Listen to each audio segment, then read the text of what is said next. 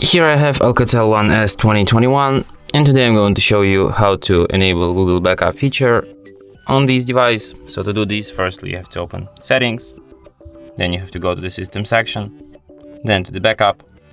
Here you have to enable feature Backup to Google Drive. Then you have to add your Google account. Of course, you'll need internet connection to add Google account.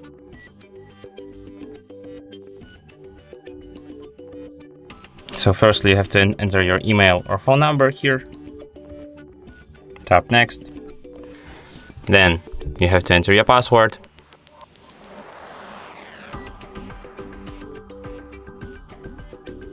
Tap Next. Then you have to agree with Google's terms of service and privacy policy. And at last, what you have to do is to tap Accept here.